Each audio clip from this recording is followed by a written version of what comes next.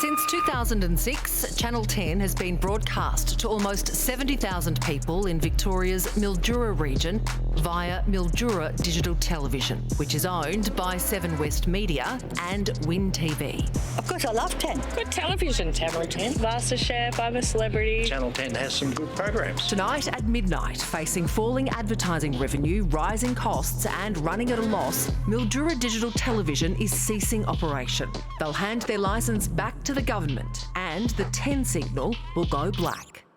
To continue watching 10, locals will have to use the 10 Play app.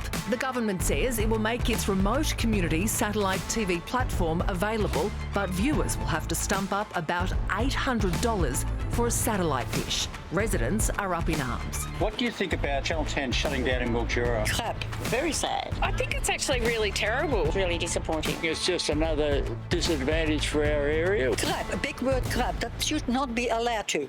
The regional TV business is doing it tough, with rival streaming services now selling ad space and Facebook owner Meta's refusal to pay TV networks for their news content. Commercial television revenue has collapsed. This particular station is probably a sign that the market is really challenged. There is absolutely no more fat to cut. You know, you can't cut anything more without actually losing broadcast services, news services that are critical to the existence of regional media companies. And it's feared Mildura is just the tip of the iceberg. And similar signal shutdowns could happen right across Australia, threatening jobs and access to local content, news and sport. And next in the firing line, regional WA, the NT and all of Tassie. This could have been avoided potentially if we'd looked at a long-term solution years ago, but we just haven't done that. This is probably a point where everyone's going to go, okay, maybe we should actually do something about it and not just in the short term, set it up for the future. Should the government step in to save it? Yes. I think the government have a responsibility. It would be good if they were prepared to. Absolutely, it should be saved. They spend money on some other stupid things. And while the streamers and online platforms face almost no regulation, the free-to-air networks are facing decades-old rules and taxes. Probably the most important one for them is the removal of the spectrum fees. They want those abolished. They think it's an unnecessary cost. The commercial broadcasting tax should be removed. There's need for urgency from the government to remove that tax. It's about $46 million. We need the legislation to take the industry into the future, but the legislation's stuck in the past. So now the body representing Aussie free-to-air commercial TV networks, Free TV Australia, is demanding immediate action. The government needs to recognise that broadcasting has become increasingly challenged. I think the government could step up. Broadcasters have been talking about problems with legislation, with costs for years and years and years, and the sign that there's another station shutting down just shows that we're probably getting to a point where we've got to do something. There's a lot that the government really needs to do. Also in Free TV's sites, new laws forcing streamers to produce Australian content in the same way local networks have to.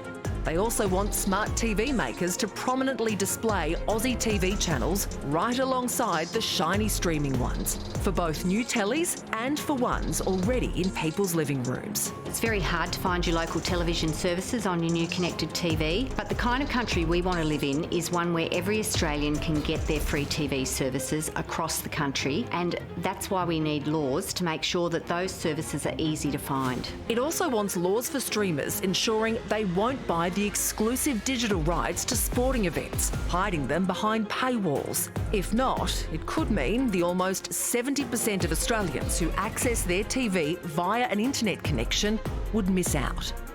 It's the kind of programming that brings us together as a country where we all can watch the same thing at the same time. Ensuring that people in all parts of Australia are able to watch things like the Olympics or the State of Origin Grand Final. But for our Mildura viewers, it's too late. We've lost all our regional newspapers because News Corp has come and bought and promised a lot and left us with nothing. And our last ones to the left are our regional TV stations. If the government doesn't interject, doesn't change anything, who loses? The people who live in regional Australia lose. I think it'll affect a lot of people. It's going to be a big loss to our community. 10's just another nail in the coffin, if you like.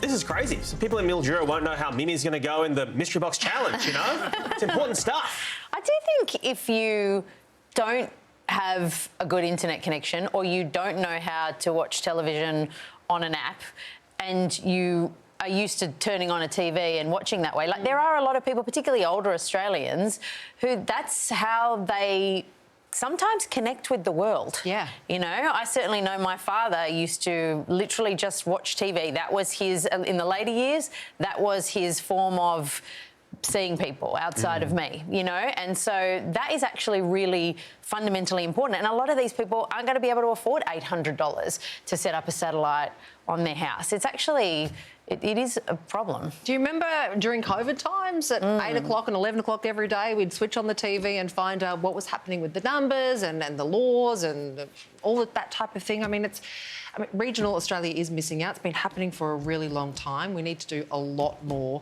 $48 million, get that tax scrapped, that'd be amazing.